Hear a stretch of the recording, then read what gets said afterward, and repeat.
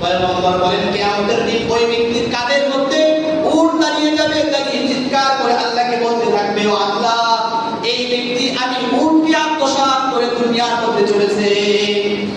আল্লাহ তাআলা উপর আর যদি কেউ একটা গরু আত্মসাৎ করে, চুরি করে আত্মসাৎ করে, ডাকাতি করে একটা গরু আত্মসাৎ করে, ছিনতাই করে, চাঁদাবাজি করে একটা গরু আত্মসাৎ করে, পয়গম্বর বলেন ওই ব্যক্তির কাঁধের মধ্যে ওই গরু কিয়ামতের কঠিন ময়দানে দাঁড়িয়ে যাবে, দাঁড়িয়ে হাম্বা হাম্বা করতে থাকবে। আওসা তাইতাই আরু, আর যদি একটা বকরি দুম্বা ভেড়া যদি আত্মসাৎ করে, ওই বকরি ভেড়া দুম্বা কিয়ামতের দিন ওই ব্যক্তির কাঁধের মধ্যে চড়ে বলতে থাকবে মে মে। এভাবে যা কিছু আমি আত্মসাৎ করবো সব কিছু কিয়ামতের মাঠের মধ্যে আমার কাঁধের মধ্যে জমা হবে, হয়ে আল্লাহর দরবারে ফরিয়াদ করবে, নালিশ করবে, ও আল্লাহ, সে আমাকে আত্মসাৎ করেছে।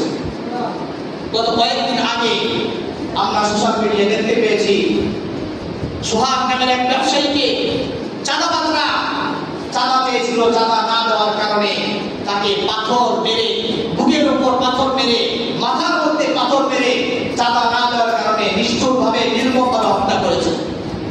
এতক্ষণের আলোচনা দ্বারা আপনারা কি বুঝলেন?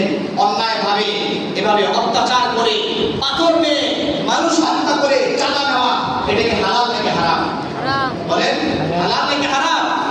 এই হারাম আত্মসাৎ বিধবা যেই দলের হয় না কেন, সে যদি বিএনপি হয়, আওয়ামী লীগ হয়, জাসদ, বাসদ, চরমনাই, জামাত, যে কোনো দলের কেউ আত্মসাৎ করবে, অন্যায়ভাবে চাঁদাবাজি করবে, অন্যায়ভাবে লুটতরাজ করবে, ক্ষমতার দাপট দেখিয়ে, প্রশাসনের ভয় দেখিয়ে, যেভাবে সে আত্মসাৎ করুক না কেন, আল্লাহ তাআলার দরবারে আত্মসাৎকৃত সম্পদ কিয়ামতের ওই কঠিন ময়দানে মানুষের কাঁধের উপর দাঁড়িয়ে আল্লাহর দরবারে বিচার দায়ের করবে।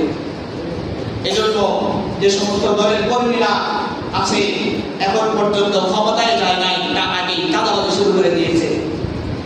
বিভিন্ন ঘটনা রয়েছে, আমি তাদেরকে অনুরোধ করব চাঁদাবাজি ছেড়ে দেন, চরিত্রকে সুন্দর করুন। অন্যথায় এখানে অনেক ভাই আছেন, অনেকে বিএনপি করতে পারেন, আওয়ামী লীগ করতে পারেন, জামাত করতে পারেন, চরমাই করতে পারেন, তাবলীগ করতে পারেন।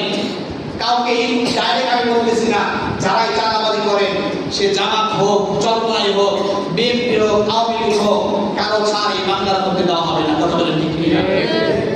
জুলাই গণঅভ্যুত্থানের পর আজকে 1 বছর পূর্ণ হতে না হতেই সোহাগের মতো